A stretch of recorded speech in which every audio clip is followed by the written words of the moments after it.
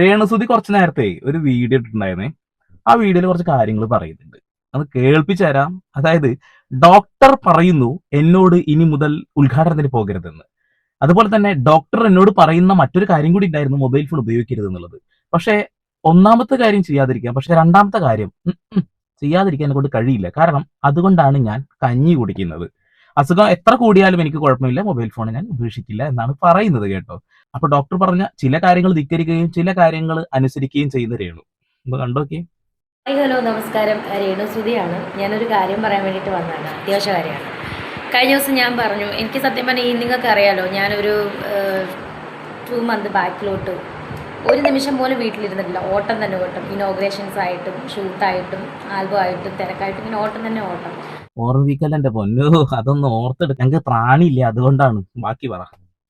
സത്യം പറഞ്ഞാൽ ഞാൻ ഇനോഗ്രേഷൻ ചെയ്ത പുറത്തായിട്ടും ദുബായിലും ബഹറിലും അതുപോലെ നാട്ടിലും ഒക്കെ ഇനോഗ്രേഷൻ ചെയ്ത എല്ലാ സ്ഥാപനങ്ങളും, ബ്യൂട്ടി പാർലറുകളും ജ്വല്ലറിയും അതുപോലെ എന്താ പറയുക ഷോപ്പുകളൊക്കെ നല്ല രീതിയിൽ നടക്കുന്നുണ്ടെന്ന് അറിഞ്ഞതിൽ ഒരുപാട് സന്തോഷം. റെസ്റ്റോറൻറ്റുകൾ ബഹറിലാണെങ്കിലും ദുബായിലാണെങ്കിലും റെസ്റ്റോറൻറ്റുകളും അപ്പോൾ റാസി ജൈമയിലെ റെസ്റ്റോറൻറ്റും ഒക്കെ നന്നായിട്ട് നടക്കുന്നുണ്ടെന്ന് അറിഞ്ഞതിൽ ഒരുപാട് സന്തോഷം. ബാറുകളല്ലേ ഈ കുടിയന്മാർക്ക് കൂത്താടാനുള്ള ബാറുകൾ, ഡാൻസ് ബാർ, അങ്ങനത്തെ സാധനങ്ങളല്ലേ ഉദ്ഘാടനം ചെയ്തിട്ടുണ്ടായിരുന്നത്? അതൊക്കെ നല്ല രീതിയിൽ പോകുന്നുണ്ട്. അതിനിടയിൽ ഏതോ ഒരെണ്ണം പൂട്ടിപ്പോയി എന്നൊക്കെ വാർത്ത കേട്ടിരുന്നു കേട്ടോ. അല്ല, അത് സത്യമാവാനുള്ള സാധ്യത വളരെ കൂടുതലാണ്. കാരണം എന്താ വെച്ചിട്ടുണ്ടെങ്കിൽ ഇപ്പൊ ഇവര് പറഞ്ഞല്ലോ നല്ല രീതിയിൽ പോകുന്നുണ്ട് എന്നുള്ളത്. വാ തുറന്ന് സത്യം പറയാന്ന് പറയുമ്പോ അതന്നെ വലിയൊരു ബുദ്ധിമുട്ടുള്ള ആളാണ്. അതുകൊണ്ട് ചോദിച്ചതാ. എന്തായാലും വേറൊരു കാര്യം പറയാനാണ് വന്നത്. ഇപ്പം എൻ്റെ ചികിത്സ നിങ്ങൾക്കറിയാം, ഫസ്റ്റ് കീമോ കഴിഞ്ഞതേ ഉള്ളൂ. അടുത്ത കീമോ മറ്റന്നാളാണ്. സോ എല്ലാവരും പ്രാർത്ഥിക്കുക. അപ്പം ഞാൻ ഇതിന് മുന്നേ പറഞ്ഞത് ഈ സമയത്ത് ട്രീറ്റ്മെൻറ്റിൻ്റെ സമയത്ത് ചെറിയ ചെറിയ പ്രോഗ്രാമുകൾ കിട്ടിയാൽ ഞാൻ ചെയ്യാൻ പറ്റും. അത് അന്ന് തന്നെ ഞങ്ങൾ എല്ലാവരും പറഞ്ഞതാണല്ലോ. ഇത്രയും വലിയ വിഡ്ഢിത്തരം പറയുന്ന ആളുകളെ ഞങ്ങൾ കണ്ടിട്ടില്ല എന്നുള്ളത്. അതേ സമയത്ത് തന്നെയാണ് ഒരുപാട് ആളുകൾ അതിൽ കമന്റ് ഇട്ടിരുന്നത്. ലോകത്തിലെ ആദ്യത്തെ ക്യാൻസർ പേഷ്യന്റ് ഒന്നല്ല താങ്കൾ, ലോകത്തിലെ ആദ്യത്തെ ഒരു സെലിബ്രിറ്റിക്കും അല്ല ഈ ഒരു അസുഖം വരുന്നത്. അവരൊന്നും ഈ രീതിയിലൊന്നും കാട്ടിക്കൂടില്ല. അന്ന് തന്നെ അതിൽ പറഞ്ഞിരുന്നു ഇങ്ങനെ ഉദ്ഘാടനത്തിനൊക്കെ വിളിച്ചാൽ പോവാന്നുള്ള കാര്യങ്ങളെ. നിങ്ങൾ കോൺടാക്ട് ചെയ്യും മാനേജറുടെ പറഞ്ഞാൽ. പക്ഷേ ഡോക്ടേഴ്സ് ഇന്നലെ എനിക്കൊരു ഇനോഗ്രേഷൻ വന്നു, നാളെ ഒരു ഇനോഗ്രേഷൻ ഉള്ളതായിരുന്നു തൃശ്ശൂർ. പക്ഷേ ചെയ്യാൻ പറ്റില്ല, ഡോക്ടേഴ്സ് സമ്മതിക്കത്തില്ല. അതങ്ങനെയാണ്. കീമോതെറാപ്പി ചെയ്തുകൊണ്ടിരിക്കുമ്പം പ്രോഗ്രാം ഒന്നും അറ്റൻഡ് ചെയ്യാൻ പറ്റത്തില്ലെന്ന് എനിക്ക് ഇന്നലെയാണ് ഞാൻ അറിയുന്നത് സത്യം പറഞ്ഞാൽ. അല്ല, വീട്ടിലൊരു നഴ്സ് ഉണ്ടെന്നാണല്ലോ പറഞ്ഞു കേട്ടത്. അതുകൂടാതെ താങ്കളും നഴ്സിംഗ് ഒക്കെ പഠിച്ച് ചോര കണ്ട് തല കറങ്ങി ബോധം കെട്ട് വീണെന്നൊക്കെ ഒരു കഥയും കേട്ടിരുന്നല്ലോ. അപ്പൊ അതൊന്നും അറിയില്ല. ഞങ്ങളൊക്കെ വിശ്വസിക്കാം കേട്ടോ, ഞങ്ങളെല്ലാം വിശ്വസിക്കാം. സോ ഇതെല്ലാം കഴിഞ്ഞ് ഞാൻ റിക്കവറായിട്ട് വരുമ്പോൾ നിങ്ങൾ എനിക്കുള്ള പ്രോഗ്രാമും കാര്യങ്ങളൊക്കെ തരുമെന്ന് വിശ്വസിക്കുന്നു. സോ എനിക്ക് വേണ്ടി പ്രാർത്ഥിക്കുക. നല്ല മനസ്സുകളുടെ സ്നേഹം, സന്തോഷം. Thank you so much. അസുഖമൊക്കെ മാറി വരട്ടെ എന്ന് ഞങ്ങൾ ആഗ്രഹിക്കുന്നു, ഞങ്ങൾ പ്രാർത്ഥിക്കുന്നു. പക്ഷെ പണ്ടത്തെ പ്രഹസനങ്ങളൊന്ന് അവസാനിപ്പിക്കണം. എനിക്ക് തോന്നുന്നില്ല ഇവരുടെ ചൊട്ടയിലെ ശീലമായതുകൊണ്ട് മാറ്റാൻ കഴിയുന്നുള്ളത്. എന്തായാലും ഒരുപാട് ആളുകളുടെ ആഗ്രഹം എന്താ വെച്ചിട്ടുണ്ടെങ്കിൽ നിങ്ങളുടെ ഈ അസുഖം മാറണമെന്നും അസുഖം മാറി തിരിച്ചു വരുമ്പോൾ തന്നെ നിങ്ങൾ ഫീൽഡ് ഔട്ട് ആവണം എന്നുള്ളത്. കുറെ ആളുകൾ അങ്ങനെ ഫീൽഡ് ഔട്ട് ആയി കിടക്കുന്നില്ലേ? അതുപോലെ ഫീൽഡ് ഔട്ട് ആവട്ടെ എന്ന് ആഗ്രഹിക്കുന്ന ഒരു കൂട്ടം ആളുകളുണ്ട് കേട്ടോ. പുതിയ ആരെങ്കിലൊക്കെ രംഗപ്രവേശനം നടത്തേണ്ട സമയം അതിക്രമിച്ചിട്ടുണ്ട് അല്ലേ? പുതിയ ഒരാളും കൂടി ഇങ്ങനെ വാ തുറന്ന അതും പറയുന്ന അല്ലെങ്കിൽ കാണിച്ചു കൂട്ടലിന്റെ അങ്ങേയറ്റമുള്ള ആരെങ്കിലൊക്കെ ഒന്ന് വരേണ്ട സമയം അതിക്രമിച്ചു. ആറാട്ടണ്ണനെ കാണാനില്ല, അതേപോലെ അലിൻ ജോസ് പെരേരയെ കാണാനില്ല. രേണുസുതി മാത്രമാണ് കുറച്ച് കാലം ആ ഒരു ടീമിന്റെ ഇടയിൽ ഇങ്ങനെ നിലനിന്ന് പോയത് എന്നുള്ളതാണ്. പക്ഷെ ടൈം ഔട്ട് ആവേണ്ട ടൈം കഴിഞ്ഞല്ലേ. നോക്കാം, വരും ദിവസങ്ങളിൽ കാണാന്നുള്ളതാണ്. ഇനി നിങ്ങൾ ഒരു വീഡിയോ കൂടി കാണണം. ആ വീഡിയോ നിങ്ങൾ കണ്ടാൽ സങ്കടപ്പെട്ട് ഭയങ്കരമായി സങ്കടപ്പെടും. എടാ കീമോക്കുട്ടാ, ദാ നീ എൻ്റെ ഈ മുടി മുഴുവൻ കളഞ്ഞ് ഈ സൈഡും കളഞ്ഞ് ദാ ഈ സൈഡും കളഞ്ഞ് വിഗ് വെക്കണമെങ്കിൽ മുടി വേണം കുട്ടാ. എൻ്റെ കീമോക്കുട്ടാ, നീ എൻ്റെ മുടിയെല്ലാം കളയല്ലേ പൊന്നെ. എന്റെ പൊന്നെ, ലോകത്തിൽ ഏതെങ്കിലും ഒരു പേഷ്യന്റ് ഇങ്ങനെ പറയടാ? ഏതെങ്കിലും ഒരു ക്യാൻസർ പേഷ്യന്റ് ഇങ്ങനെ പറയടാ? കീമോ കുട്ടനാണ് പോലും, കുട്ടേട്ടൻ. ഇനി 10-ാം തീയതിയാണ് നീ ഇനി എൻ്റെ ദേഹത്തോട്ട് കയറുന്നത്, എൻ്റെ കീമോമോൻ. 10-ാം തീയതി കീമോമാൻ കയറും. അപ്പൊ പരമാവധി ഷെയർ ചെയ്യുക, ലൈക്ക് ചെയ്യുക, കമന്റ് ചെയ്യുക, ഹൈപ്പ് ചെയ്യുക, പറ്റുന്ന ആളുകളൊക്കെ ഒന്ന് സഹായിക്കുക. അത്രേ പറയുന്നുള്ളൂ, ഒരു സൂചന തന്നുള്ളൂ കേട്ടോ.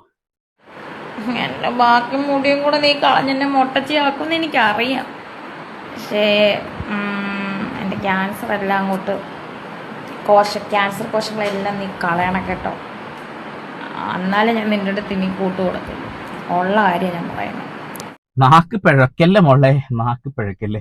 എന്നാലേ ഞാൻ നിന്നോട് ഇനിയും കൂട്ടുകൂടുള്ളൂ എന്നാ പറയുന്നത്. ഇനിയും കൂട്ടുകൂടണം, അനുഭവിച്ചൊന്നും പോരെ. എന്റെ പൊന്ന് രണസുന, നിങ്ങളുടെ നാക്കുകാരനാണ് നിങ്ങൾ ഇങ്ങനെയൊക്കെ എയറിലായത്, അല്ലെങ്കിൽ നാക്കുകാരൻ തന്നെയാണ് നിങ്ങൾ ഇത്രയും ഫേമസ് ആയത് എന്നുള്ളതാണ്, സെലിബ്രിറ്റി ആയത്.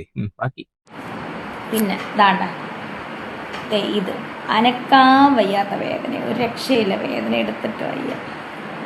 അനക്കാൻ പറ്റാത്ത വേദനയാണ് കേട്ടോ ആ ഒരു സാധനത്തിനോട്. പക്ഷെ അത് അനക്കിയിട്ടാണ് കാണിച്ചു തരുന്നത്. ഇനി അതൊന്നും കൂടാതെ ഇത് കഴിഞ്ഞതിന് ശേഷം അത് എങ്ങനെയാണ് അനക്കാതെ വെക്കുന്നതെന്ന് കൂടി ഒന്ന് കാണിച്ചു തരാം. നീ ഒന്ന് വേഗം നിന്റെ ക്യാൻസറിനെയൊക്കെ ഒന്ന് കൊന്നു താ എൻ്റെ കീമോ കുട്ടാ, എൻ്റെ മുത്തേ, ചക്കര പൊന്നെ. ചില ആളുകൾ പറഞ്ഞു കേട്ടിട്ടുണ്ട് ചിലപ്പോൾ ചില ആളുകൾക്ക് ചെറിയ രീതിയിലുള്ള മാറ്റങ്ങളൊക്കെ വരും എന്നൊക്കെ. ഇവരിൽ അങ്ങനെയുള്ള മാറ്റം വന്നാണെന്ന് എനിക്കറിയില്ല. എന്തായാലും കീമക്കുട്ട ഒന്ന് പെട്ടെന്ന് ആക്കി കൊടുക്കുക കാര്യങ്ങളൊക്കെ. ഞങ്ങളുടെ പ്രാർത്ഥനകളും കൂടെ ഉണ്ട് എന്നുള്ളതാണ്. കൂട്ടത്തിൽ ഇപ്പോൾ കുറെ ആളുകൾ പ്രാർത്ഥനകളൊക്കെ നിർത്തിയിട്ട് ശപിക്കാൻ തുടങ്ങിയിട്ടുണ്ട്. അതാ പാവപ്പെട്ട പയ്യനെ വലിച്ചു കീറി തേച്ചൊട്ടിക്കട്ട് കൊടുത്തുകൊണ്ടാണ്. അവനെ നിരന്തരമായി ചൊറിഞ്ഞുകൊണ്ടിരുന്നാൽ അവസാനം അവന് ദേഷ്യം പിടിച്ച് അവന് കിട്ടിയ ആ ഒരു വീട് എനിക്ക് വേണ്ട എന്ന് പറഞ്ഞ് വിട്ടെറിഞ്ഞ് പോകുമെന്നുള്ള സന്തോഷത്തിലാകാം ഒരു പക്ഷെ അങ്ങനെയൊക്കെ എറിഞ്ഞിട്ട് കൊടുക്കുന്നത്. ബിഷപ്പാമ്പേ എന്ന് നിരന്തരം രേണുസുതി വിളിച്ചിരുന്ന ബിഷപ്പ് പോലും കരുണാനിധിയായി മാറി എന്നുള്ളതാണ്. എന്നിട്ടോ ഒറ്റയടിക്ക് അയൽക്കൂട്ടായിട്ട് മാറും ചെയ്തു. ഒരു ബിഷപ്പും ചെയ്യാത്ത കാര്യങ്ങൾ 21 വയസ്സുള്ള ഒരു പയ്യന്റെ ലൈഫ് കുട്ടിച്ചോറാക്കാൻ വേണ്ടിയിട്ട് കളിക്കല്ല മോനെ എന്നൊക്കെ പറഞ്ഞിട്ട് ഡയലോഗ് അടി എന്റെ പൊന്നു. ഓ, വിഷയത്തിൽ നിന്ന് വഴുതി മാറിയല്ലേ. അതായത് ഭയങ്കര വേദനയാണ് ആ ഒരു മെഷീൻ വെച്ച് കഴിഞ്ഞാൽ. ഞാനിപ്പോൾ കാണിച്ചു തരാം. ആ മെഷീൻ ഇതാ ഈ രീതിയിൽ ഇങ്ങനെ ആക്കി കഴിഞ്ഞാൽ വേദന ഉണ്ടാവൂല. അപ്പോഴാണ് നമ്മൾ കുറച്ചെങ്കിലും ആ വേദന മറക്കുന്നത്. ഇങ്ങനെയൊക്കെ പിടിക്കുമ്പോൾ ഇവിടെയുള്ള നാഡികളില്ലേ, ഈ നാഡികൾക്കൊന്നും വരെ ഇളക്കം പോലും ഉണ്ടാവില്ല. ഞാൻ ജിമ്മിനൊക്കെ പോകണമെന്ന് എനിക്കറിയാം. കണ്ടോ കണ്ടില്ലേ, ഒന്നും ഇളകില്ല. പിന്നെ അതൊന്ന് പിടിച്ചിങ്ങനെ ആട്ടിക്കളിച്ച് കഴിഞ്ഞാൽ ഒരു അടി അടിക്കാം, അതിലൊരു വേദന ഉണ്ടാവില്ല. ഈ വീഡിയോ ഒക്കെ ഇതിന് ശേഷം ഇട്ട വീഡിയോസ് ആണ് കേട്ടോ. അതുകൊണ്ട് തന്നെ പേടിക്കാനൊന്നുമില്ല. തുറന്ന സത്യം മാത്രം പറയുന്ന രേണുസുതിയെ നല്ല രീതിയിൽ സപ്പോർട്ട് ചെയ്യണം. പിന്നെ മ്യൂസിക് ഞാൻ ഇടാത്ത എന്താ നിങ്ങൾക്ക് അറിയുണ്ടാവുമല്ലോ. മ്യൂസിക് ഇട്ട് കഴിഞ്ഞാൽ കോപ്പിറൈറ്റ് അടിക്കും, അതുകൊണ്ടാണ് അത് അവിടെ ഇടാത്തത്.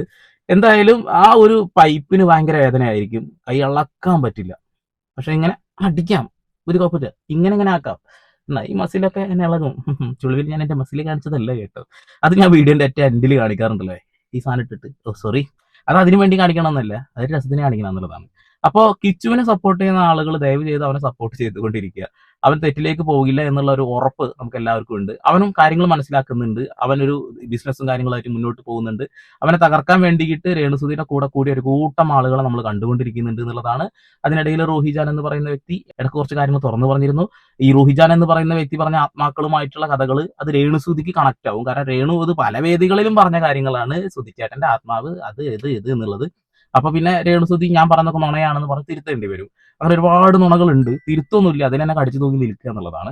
അതിനിടയിൽ കുറെ ആളുകൾ അതിനെ ഫുള്ളായിട്ട് ട്രോളുന്നവരുണ്ട്. പക്ഷെ നമ്മളൊന്നും ട്രോളേണ്ട ആവശ്യമില്ലടേ. രേണുസുതിക്കൊക്കെ വിശ്വാസമുണ്ട്. രേണുസുതിക്ക് ദൈവത്തിൽ വിശ്വാസമുണ്ട്, അതുപോലെ തന്നെ ആത്മാക്കളിൽ വിശ്വാസമുണ്ട്. ഈ ആത്മാക്കളുടെ കഥയാണ് രേണു ഇടക്കും തലക്കൊക്കെ പറഞ്ഞുകൊണ്ടിരുന്നിരുന്നത് എന്നുള്ളതാണ്. നിങ്ങൾ ട്രോളുന്ന ആളുകൾ അതുകൂടി പോയി കാണുക എന്നുള്ളതാണ്. പിന്നെ കരീഷ്മക്ക് ബ്ലാക്ക് മാജിക് ആണ് എന്നുള്ള ഒരു കാര്യമൊക്കെ റൂഹിജാൻ പറഞ്ഞിരുന്നു. അതിൽ ചില വ്ളോഗേഴ്സ് അത് വിശദീകരിച്ച രീതി എങ്ങനെയാന്ന് വെച്ചിട്ടുണ്ടെങ്കിൽ, കരീഷ്മയുടെ മുഖത്തേക്ക് നോക്കി ആ മുഖം കണ്ടാൽ നമ്മൾ ഒരു ബ്ലാക്ക് മാജിക് നടത്തുന്ന ആളാണെന്ന് പറയുമോ എന്നൊക്കെ ചോദിക്കുന്നത്. ബ്ലാക്ക് മാജിക് നടത്തുന്ന ആളുകളുടെ സൗന്ദര്യമാണോ നമ്മൾ നോക്കുക? അങ്ങനെയൊന്നുമില്ല. പിന്നെ കുറെ ആളുകൾക്ക് ദൈവത്തിന് നല്ല വിശ്വാസമായിരിക്കും, അവർക്ക് നെഗറ്റീവ് എനർജിയോട് തീരെ വിശ്വാസം ഉണ്ടാവില്ല കേട്ടോ. എന്നാലോ അവർ പഠിക്കുന്ന മതങ്ങളിൽ തന്നെ വ്യക്തമായിട്ട് നെഗറ്റീവ് എനർജിയെ കുറിച്ച് പറഞ്ഞിട്ടുണ്ടാവും എന്നുള്ളതാണ്.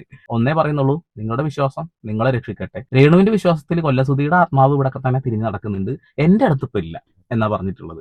അത്രേ ഉള്ളൂ. അപ്പോൾ വീണ്ടും വരെ പുതിയ വാർത്താവിശേഷങ്ങളുമായി സന്ദീപ് എടപ്പാൾ സൈനിങ് ഓഫ്.